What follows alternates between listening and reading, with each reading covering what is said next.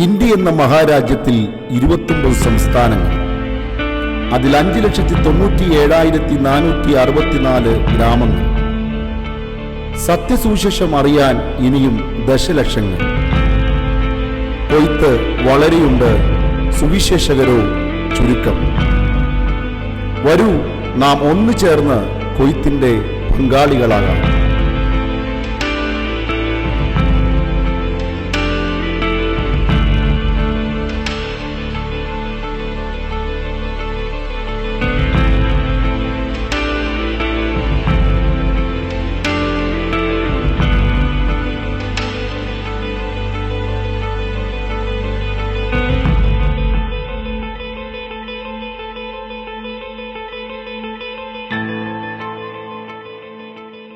Glory to God.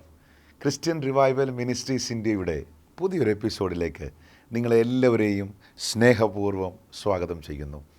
കഴിഞ്ഞ ആഴ്ചകളിലെ episode നിങ്ങളുടെ ജീവിതത്തിൽ അനുഗ്രഹമായി തീർന്നു എന്നറിയാൻ സാധിച്ചതിൽ ഞങ്ങൾക്ക് ഒരുപാട് സന്തോഷമുണ്ട്. കാരണം ഒരുപാട് വ്യക്തികൾ ഞങ്ങളെ വിളിച്ച് കർത്താവ് അവരുടെ ജീവിതത്തിൽ ചെയ്ത അത്ഭുതങ്ങളെക്കുറിച്ച് ഞങ്ങളോട് അറിയിക്കാനായിട്ട് ഇടയായി തീർന്നു. ഇന്ന് പകലിലും നാം ഒരു പുതിയ സന്ദേശം നാം കേൾക്കാൻ പോവുകയാണ്. നിങ്ങളിരിക്കുന്ന സ്ഥലത്ത്, നിങ്ങളായിരിക്കുന്ന മേഖലകളിൽ ഇരിക്കുമ്പോൾ തന്നെ നിങ്ങൾ ഒരു കാര്യം വിശ്വസിക്കുക. വചനം നിങ്ങൾ കേൾക്കുമ്പോൾ ഈ വചനം നിങ്ങളുടെ ജീവിതത്തിൽ ഇന്ന് പകലിൽ അത്ഭുതം ചെയ്യും എന്ന് നിങ്ങൾ വിശ്വസിക്കുക. അങ്ങനെ വിശ്വസിക്കുന്നെങ്കിൽ ഇന്ന് പകൽ രോഗികൾ സൗഖ്യമാകും, പ്രതിസന്ധികൾ മാറും. നിങ്ങളുടെ മുമ്പിൽ നിൽക്കുന്ന സകല എരിഹോ മതിലുകളും ഇന്ന് പകൽ നിങ്ങൾക്ക് വേണ്ടി ദൈവം അതിനെ മാറ്റുവാൻ പോകുക. വിശ്വസിച്ചുകൊണ്ട് പ്രാർത്ഥനയോടെ വചനം നിങ്ങൾക്ക് ശ്രദ്ധിക്കാം. കർത്താവ് നിങ്ങളെ അനുഗ്രഹിക്കട്ടെ.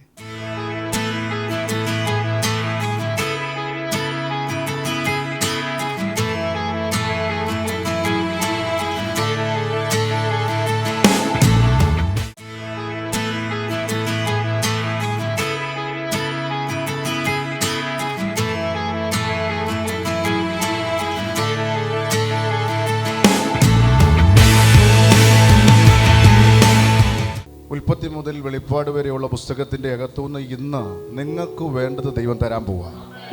ആർത്തി ഉള്ളവന് തൃപ്തി വരുത്തുന്ന ദൈവം. ദൈവവചനത്തിൽ ആർത്തി ഉണ്ടോ, നിങ്ങൾക്ക് തൃപ്തി ഉണ്ടാകാൻ പോവുക. നിങ്ങളുടെ പ്രതീക്ഷ കർത്താവിലാണോ, നിങ്ങളുടെ പ്രതീക്ഷയ്ക്ക് വേണ്ടി ദൈവം ചിലത് ചെയ്യാൻ പോവുക. നിങ്ങളുടെ ഭാരങ്ങൾ ഇറക്കി വെക്കുവാൻ പറ്റിയൊരു സ്ഥലമുണ്ടെങ്കിൽ യേശുവിൻ്റെ സന്നിധിയിലാണ്. യേശുവിൻ്റെ സന്നിധിയിൽ നമ്മൾ ഭാരങ്ങൾ ഇറക്കി വെച്ച് കഴിഞ്ഞാൽ ഒരു പ്രത്യേകതയുണ്ട്. ആ ഭാരം മാറിയെന്ന് പറയുന്ന രീതിയിലുള്ള ചില പ്രവർത്തികൾ പരിശുദ്ധാത്മാവ് നമ്മുടെ ഇടയിൽ ചെയ്യും.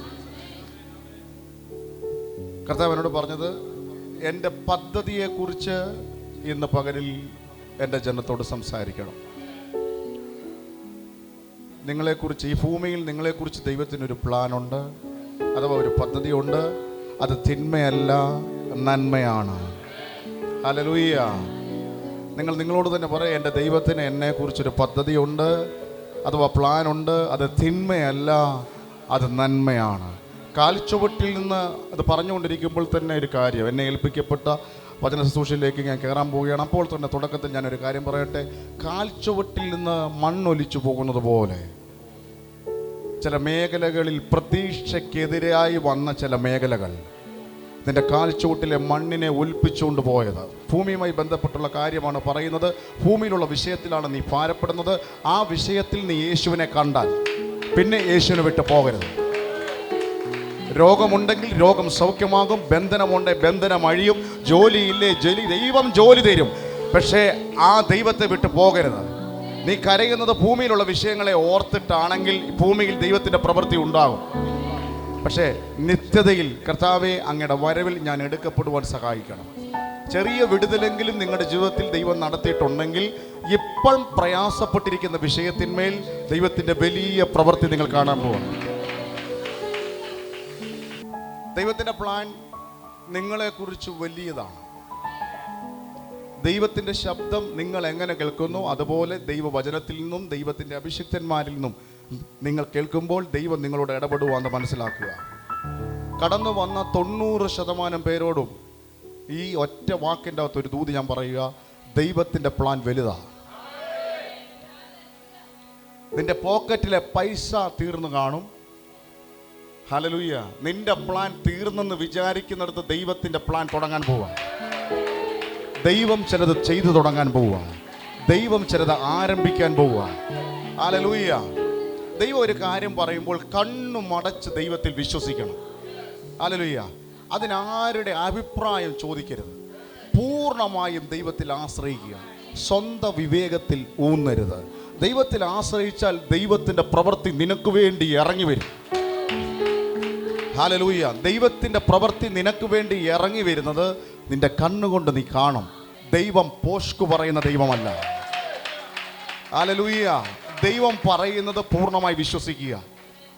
ദൈവത്തിന് നമ്മളുടെ പണമോ ഈ ഭൂമിയിലുള്ളതൊന്നുമല്ല വേണ്ടത്, നമ്മളെ വേണം. അവൻ ആരാധന വേണം, അവന് മഹത്വം വേണം. അതാർക്കും വിട്ടുകൊടുക്കുവാൻ അവൻ ആഗ്രഹിക്കുന്നില്ല. അവന് നമ്മുടെ വെള്ളിയോ പൊന്നോ ഒന്നുമല്ല വേണ്ടത്, നമ്മളെയാ. നമ്മുടെ കയ്യിലുള്ള പൊന്ന് കൊടുക്കാൻ എളുപ്പമാ, വെള്ളി കൊടുക്കാൻ എളുപ്പമാ, അല്ലെങ്കിൽ നേർച്ച ചെയ്യാൻ, കാഴ്ച ചെയ്യാൻ, തർപ്പണം ചെയ്യാൻ എളുപ്പമാ. കാരണം ഒരു ടൈം പീരീഡിൽ മാത്രമേ ഉള്ളത്. എന്നാൽ നമ്മളെ കൊടുക്കുക എന്ന് പറഞ്ഞാൽ ലൈഫ് ലോങ്, ജീവിതകാലം മുഴുവനും അവന് വേണ്ടി കൊടുക്കുക എന്നുള്ള. അങ്ങനെ കൊടുത്ത ആരേലും എന്നെ കേൾക്കുന്നുണ്ടെങ്കിൽ, അല്ലെങ്കിൽ ഇന്ന് പകൽക്കാലം പൂർണ്ണമായി ദൈവത്തിൽ സമർപ്പിക്കുക. നിന്റെ ജീവിതത്തെക്കുറിച്ചുള്ള ദൈവത്തിൻ്റെ പദ്ധതി എന്താണെന്ന് ആത്മാവറിയിക്കാൻ പോവുക. പകുതിയായി കൊടുക്കരുത്. പകുതിയായിട്ടുള്ള ആരാധന വേണ്ട, പകുതിയായുള്ള സ്തോത്രം വേണ്ട, അല്ല, മുഴുവനായി കൊടുക്കണം. വിധവ വെള്ളിക്കാശ്, അവിടെ ആകെ ഉണ്ടായിരുന്ന 2 വെള്ളിക്കാശ കൊടുത്തത്. ഒത്തിരി പേര് സ്തോത്ര വഴിപാട് ഇടുവാൻ വന്നു. ഇല്ലായ്മയിൽ കൊടുത്തവരുടെ പുസ്തകത്തിൽ പേരെഴുതി. ഒന്നുമില്ലയോ കൊടുക്കാൻ ഒരു സ്തോത്രമേ ഉള്ളോ, അത് നിറവിൽ നിന്ന് കൊടുക്കണം. മുഴുവൻ മഹത്വത്തോടെ ഹല്ലേലൂയ കർത്താവിന് സ്തോത്രം കൊടുക്കണം. ഹല്ലേലൂയ ആരാധന കൊടുക്കണം. വചനത്തെ സ്വീകരിക്കുമ്പോൾ കർത്താവ് നോക്കുമ്പോൾ എൻ്റെ വചനം സ്വീകരിക്കുന്ന എൻ്റെ മകൾക്ക് വേണ്ടി എൻ്റെ മഹത്വം ഞാനിതാ ഇറക്കുക.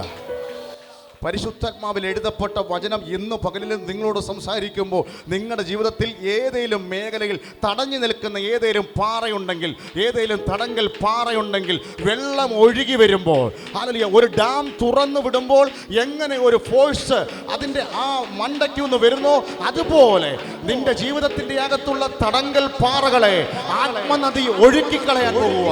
അഭിഷേക നദി ഒഴുക്കിക്കളയാൻ പോകുക.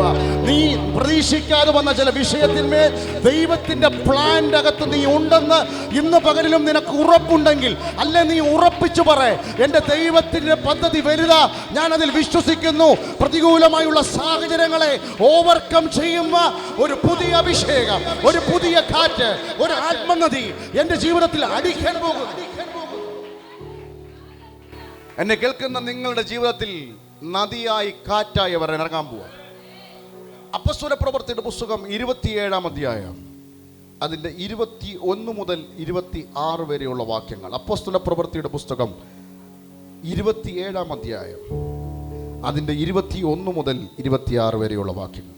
അവർ വളരെ പട്ടിണി കിടന്ന ശേഷം പൗലോസ് അവരുടെ നടുവിൽ നിന്നുകൊണ്ട് പറഞ്ഞത്, പുരുഷന്മാരെ, എൻ്റെ വാക്കനുസരിച്ച് ക്രേത്തയിൽ നിന്ന് നീക്കാതെയും ഈ കഷ്ടനഷ്ടങ്ങൾ സമ്പാദിക്കാതെയും ഇരിക്കേണ്ടതായിരുന്നു.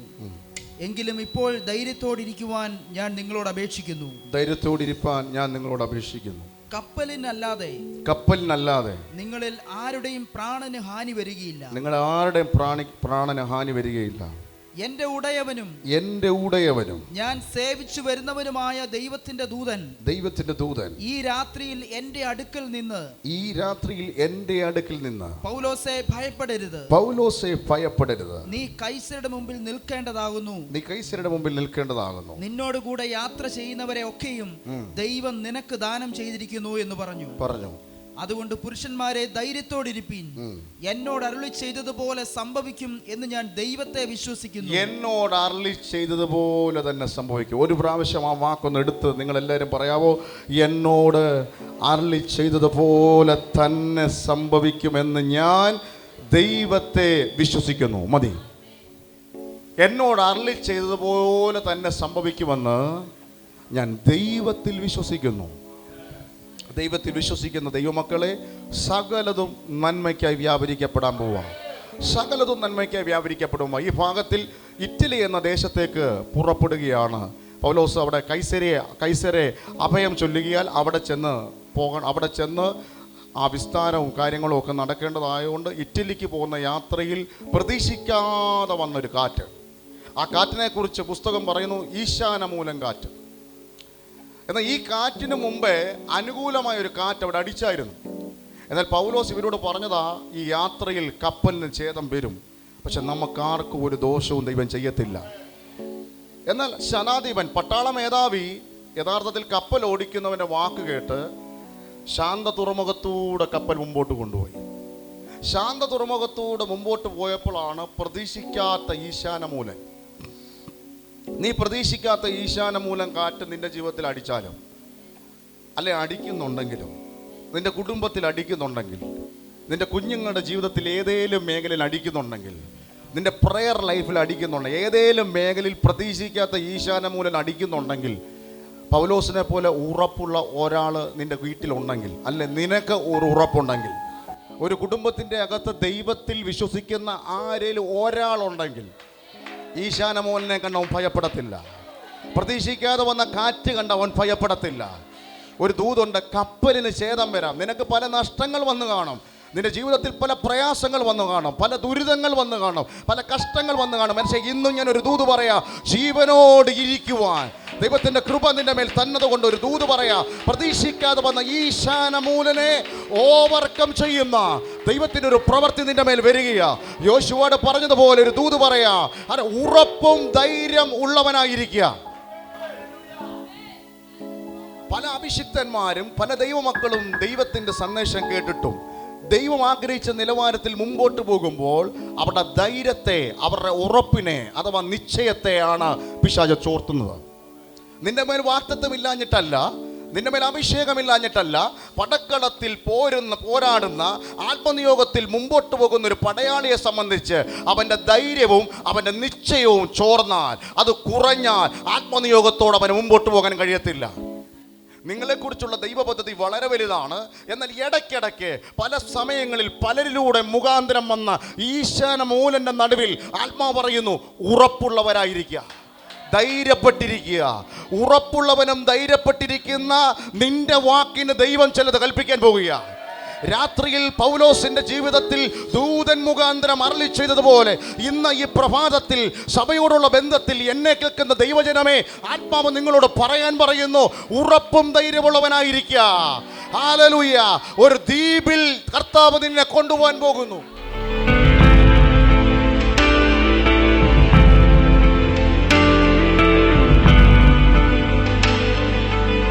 പ്രയർ കാർഡിൻ്റെ അകത്തോ ഇവിടെയുള്ള ശുശ്രൂഷകന്മാരുടെ അകത്തോ അതിൻ്റെ കോപ്പി കൊടുത്തിട്ടില്ലെന്ന് ഉറപ്പുണ്ടെങ്കിൽ, അല്ലെങ്കിൽ ഇവിടെ ഇരിക്കുന്നവരോ ഇവിടെ വരാൻ സാധ്യതയുള്ളവരുടെ കയ്യിൽ ആ കോപ്പി നിങ്ങൾ കൊടുത്തിട്ടില്ലെങ്കിൽ, ഞാൻ ഈ പറയുന്ന നമ്പറുള്ളവർ ആരെങ്കിലും ഉണ്ടെങ്കിൽ ഒന്ന് ജസ്റ്റ് എഴുന്നേക്കണം. ഇസഡ് എന്ന അക്ഷരമുള്ള പാസ്പോർട്ട് നമ്പറുള്ള ആരെല്ലാം? 1 2 1 8 5 1 2 7 8. ആരണം പേരത് 10 വർഷത്തെ കെട്ടുകൾ അഴിയട്ടെ യേശുവിന്റെ നാമത്തിൽ. ഗ്ലോറിയസ് ജേർണികൾ, മഹത്വകരമായ യാത്രകൾ കർത്താവായ യേശുവിന്റെ നാമത്തിൽ തിരിച്ചു വരട്ടെ. ഫിസിക്കലി, ഫൈനാൻഷ്യലി, സ്പിരിച്വലി ഒരു ദൈവശക്തിയുടെ വ്യാപാരം, അടുത്തൊരു ഘട്ടം, ഗ്ലോറിയസ് എൻകൗണ്ടർ യേശുവിന്റെ നാമത്തിൽ തുടക്കം കുറിക്കുന്ന ഒരു shining level, glorious shining level. 10 വർഷത്തെ പിശാചിന്റെ തന്ത്രം ബ്രേക്ക് ചെയ്യുക. ഇത് പ്രയർ കാർഡിൽ വല്ല എഴുതി കൊടുത്തോ? അച്ഛാ, പ്രയർ കാർഡിൽ വല്ല എഴുതി കൊടുത്തോ? ഇല്ല. ഇവരാർക്കെങ്കിലും കോപ്പിയോ ഇവിടെ ആർക്കെങ്കിലും അതിന്റെ പകർപ്പോ വല്ലതും കൊടുത്തിട്ടുണ്ടോ? ഇല്ല. ഒരു സാധ്യതയും ഇതിന്റെ പകർപ്പ് ആർക്കും കൊടുത്തിട്ടില്ല. ഇല്ല. യേശുവിന്റെ നാമത്തിൽ സ്വർലോകരുടെയും ഭൂലോകരുടെയും അധോലോകരുടെയും മുഴങ്കാലം അടങ്ങുന്ന യേശുവിന്റെ നാമത്തിൽ ഒരാളെ വെച്ച് ചിലത് തുടങ്ങാൻ പോവാ. അടുത്തൊരു ഘട്ടം കർത്താവ് പറയുന്നു, ഒരു ഹബ്ബ് ഉണ്ടാകാൻ പോവാ. ഒരു ഹബ്ബ് ഉണ്ടാകാൻ പോവാ. ഇവിടെ നിന്ന് ചരട് വലിച്ച് കയറാൻ പോവാ. ഞാൻ കാണുന്നു വലിയൊരു പർവ്വത മുകളിൽ, എവറസ്റ്റിന്റെ മുകളിൽ ഒരാൾ കയറുന്നത് ഇമ്പോസിബിളാണ്. പക്ഷേ അവൻ കയറുന്നത് അവന്റെ പ്രയത്നം കൊണ്ടാണെങ്കിൽ, പരിശുദ്ധൻ പറയുന്നു, നീ കാണുന്ന എവറസ്റ്റിലേക്ക് കർത്താവ് നിന്നെ തോളിലെടുത്ത അതിന്റെ മുകളിൽ കൊണ്ട് നിൽക്കുന്ന ഒരു കാര്യം ഞാൻ ആത്മാവിൽ കാണുന്നു. അതിന്റെ അർത്ഥം കേറാൻ കഴിയാത്ത ചില പരിധികളെ ആത്മാവിൽ പൊളിക്കുക, ചിലത് കീഴടക്കുവാൻ, ചിലത് പിടിക്കുവാൻ അടുത്തൊരു നിയോഗം. വാഹനം പുതിയത് വരാൻ പോവാ, പുതിയത്. വെളിപ്പാടിൽ ഞാൻ കാണുന്നു വൈദേശിക രാജ്യത്തൊരു ഓഫീസ് ദൈവമായിട്ട് തുടക്കാൻ പോവാ. ചില മേജർ ബന്ധങ്ങൾ കർത്താവിന്റെ പദ്ധതിയിൽപ്പെട്ടത് കണക്റ്റ് ആകാൻ പോകും. കാൽച്ചുവട്ടിൽ നിന്ന് ഒലിച്ചു പോകുന്നു വിചാരിച്ച മണ്ണും കൂടെ അതിന്റെ മുകളിൽ ചവിട്ടി നിന്നോ എന്റെ ദൈവത്താലെല്ലാം സാധ്യമേ സാധ്യമേ എന്ന് പറയുന്നത് പോലെ വടി തളിർക്കാൻ പോവാ. തെരഞ്ഞെടുക്കപ്പെട്ടവന്റെ വടി. സംഖ്യ 17:5 പറഞ്ഞതുപോലെ ഞാൻ തെരഞ്ഞെടുക്കുന്നവന്റെ വടി തളിർക്കും.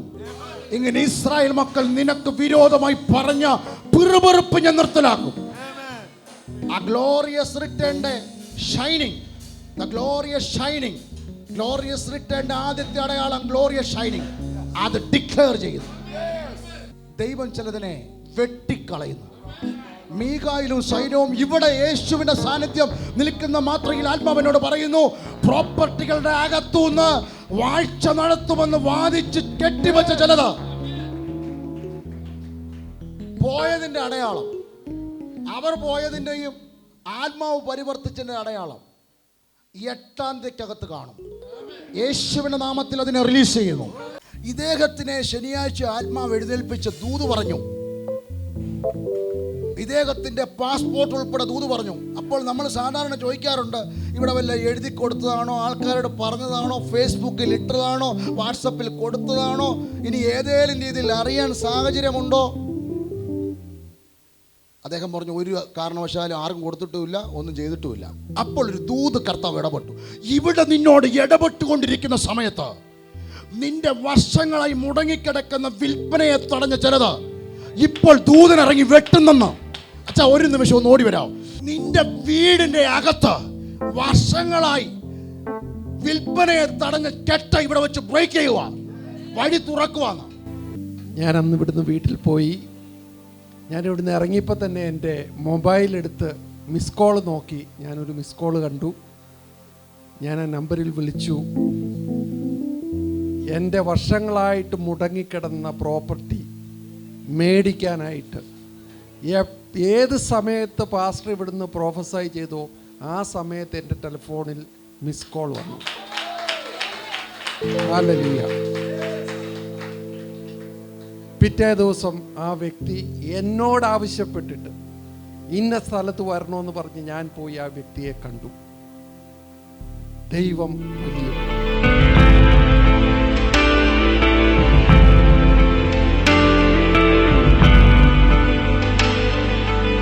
കർത്താവിനെ സുബി എന്നൊരു പേര് കാണിക്കുന്ന സുബി അതുള്ള സിസ്റ്ററിന്റെ തലയിലാണ് ഞാൻ കൈ വെച്ചതല്ലേ, ഇപ്പം കുഞ്ഞിന്റെ തലയിലാ. ആരെങ്കിലും കൂടെ വന്നിട്ടുണ്ടോ? ആ വന്ന ആളോട് വന്നാട്ട്. കർത്താവിനെ ഉഷ എന്നൊരു പേര് കാണിക്കുന്നു. ഒരു റെസ്റ്റോറേഷന് വേണ്ടി കർത്താവ് ആഗ്രഹിക്കുക ചില മേഖലകളിൽ. കർത്താവിന്റെ ഒരു യു ടേൺ.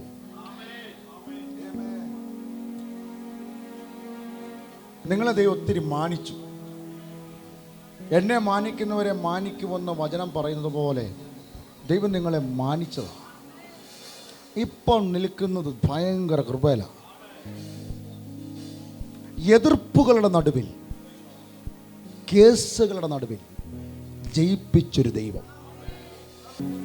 ഞാൻ കാണുന്നത് ഒരു റെയിൽവേ പാളം. റെയിൽവേ പാളത്തോട് ചേർന്ന് ഞാനൊരു കട കാണുന്നു, ഒരു ചെറിയ ചായക്കട.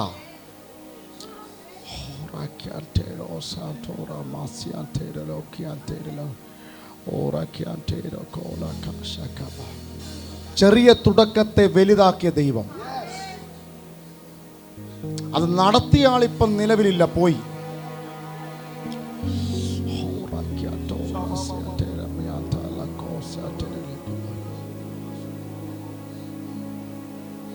അങ്ങനെ ഒരു കടയുണ്ടായിരുന്നോ? Yes yes. ഓ, അത് നടത്തിയ ആളിപ്പോൾ ഇല്ല, മരിച്ചുപോയി.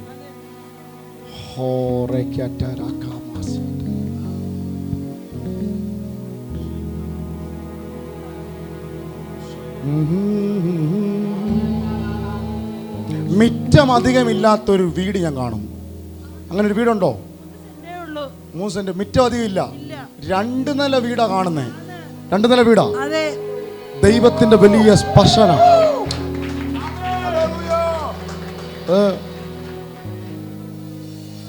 കുണ്ട്ര, കൊല്ലം. എവിടെ? ഏത് സ്ഥലത്തോ? കൊല്ലത്തൂന്നാ. കർത്താവ് നിങ്ങളുടെ വീടിന്റെ അകത്ത് ഭയങ്കര റെസ്റ്റോറേഷൻ ചെയ്യിപ്പിക്കാൻ പോവാ.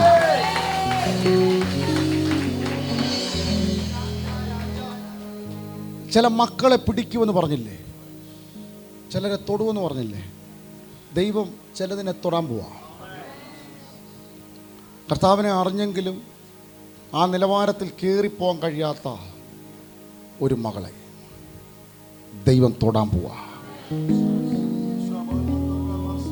അറിഞ്ഞിട്ട് അറിയാത്തവളെ പോലെ ഓടിപ്പോയി. ചിന്നുമോള് ദൈവം തൊടാൻ പോവാ.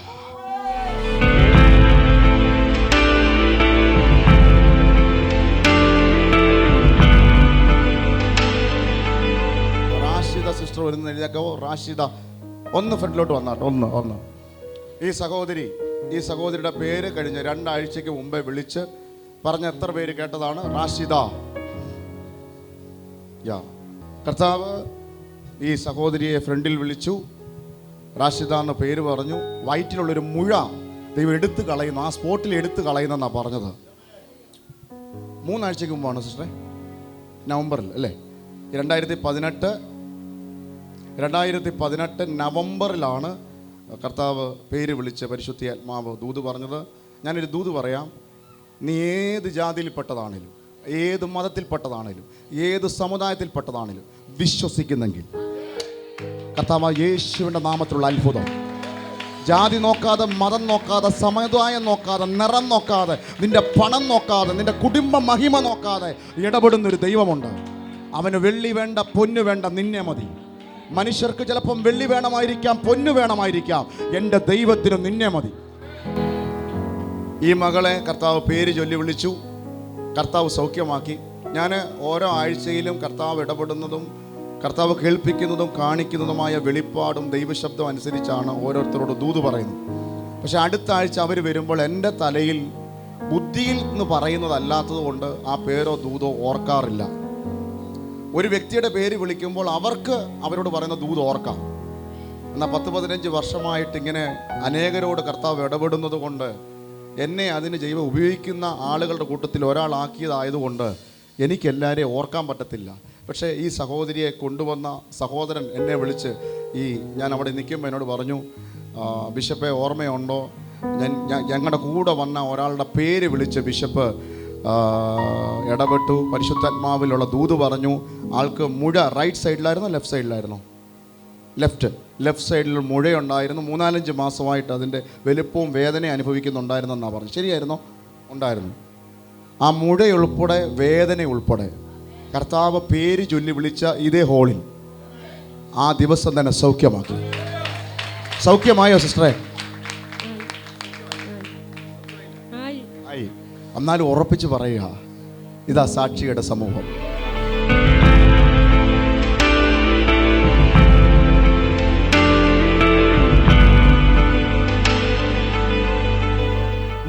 ാ32 വർഷമായുള്ള നടുവിൻ്റെ വേദന.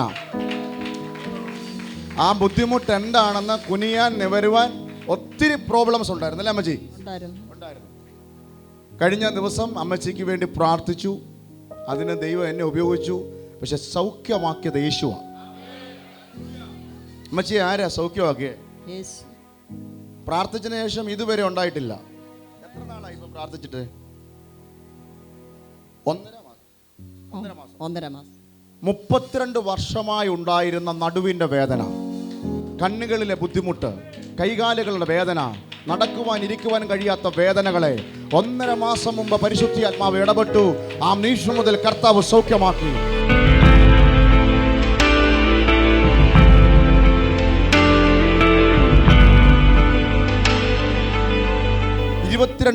ഉണ്ടായിരുന്ന 22 വർഷമായി ഉണ്ടായിരുന്ന വേരിക്കോസ് വെയിൻ്റെ ഫലമായിട്ട് അത് ഓപ്പറേഷൻ ചെയ്തു.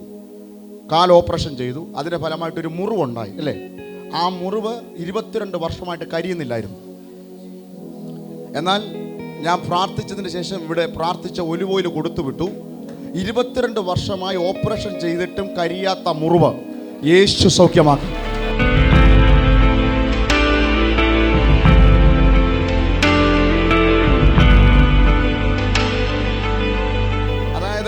ഈ മകൾക്ക് ഭയമായിരുന്നു, മരുന്ന് കഴിച്ചില്ല ഈ അസുഖം ഉണ്ടാവുമോ, കിഡ്നിയെ ബാധിക്കുമെന്നുള്ള ചിന്തയായിരുന്നു. അസിഡിറ്റി പ്രോബ്ലം ആയിരുന്നു. 4 വർഷമായിട്ട് അസിഡിറ്റിയുടെ പ്രോബ്ലത്തിൽ മരുന്ന് കഴിക്കുന്നുണ്ടായിരുന്നു. ഭയം കയറിയാണ്, ഇനി കിഡ്നിയെ ബാധിക്കുമോ, ശാരീരികമായ ബുദ്ധിമുട്ടുണ്ടാകുമോ എന്ന് ഭയപ്പെട്ടു. ഒരു ദിവസം 3 മാസങ്ങൾക്ക് പുറകിൽ അല്ലേ, 3 മാസങ്ങൾക്ക് പുറകിൽ ഞാൻ ഇവിടെ നിന്ന് പറഞ്ഞു, തികഞ്ഞ ദൈവസ്നേഹം ഭയത്തെ പുറത്താക്കുന്നു. ഈ മകൾ അത് എഴുന്നേറ്റ് നിന്ന് ഏറ്റെടുത്തു. അന്നു മുതൽ സൗഖ്യം വ്യാപരിക്കപ്പെട്ടു.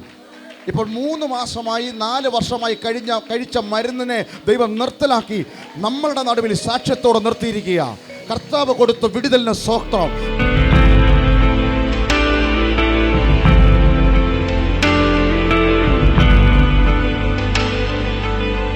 കഴിഞ്ഞ 1 വർഷം മുമ്പ് ഈ സഹോദരിയോട് വന്നു. പരിശുദ്ധാത്മാവ് പേര് ചൊല്ലി വിളിച്ചു. അനുഗ്രഹിക്കപ്പെട്ട ഒരു ആൺതലമുറ ഉണ്ടാവുമെന്ന് പറഞ്ഞു. ഡെലിവറിക്കായിട്ട് വന്നതാ. ഈ കരത്തിലിരിക്കുന്നത് അനുഗ്രഹിക്കപ്പെട്ട ആൺതലമുറയാണ്. കർത്താവ് ആർക്കും കടക്കാരനല്ല. അവൻ എന്തേലും അരുളി ചെയ്താൽ അത് സാധ്യമാക്കി തരും. അവൻ്റെ പേര് അവൻ ആൽഫയും ഒമേഗയുമാണ്.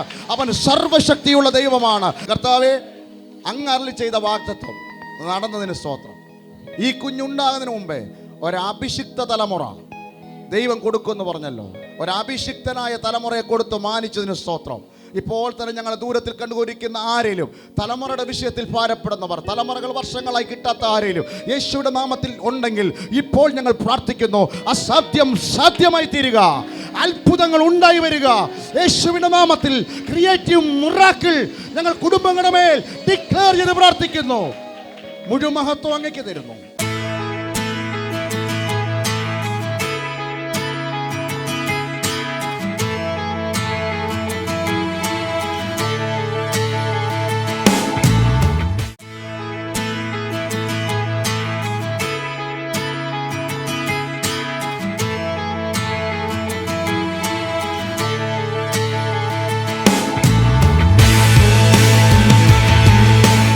കാലഘട്ടത്തിന്റെ അഭിഷിക്തനും രോഗശാന്തി ശുശ്രൂഷകനുമായ പ്രൊഫറ്റ് സുജിത് ജെയിംസ് എബ്രഹാം തിരുവല്ലയിൽ ശുശ്രൂഷിക്കുന്നു. International tourist home, Pushpagiri road, Thiruvalla. എല്ലാ ഞായറാഴ്ചയും രാവിലെ 10 മണി മുതൽ 1 മണി വരെ. കൂടുതൽ വിവരങ്ങൾക്ക് 9496892201.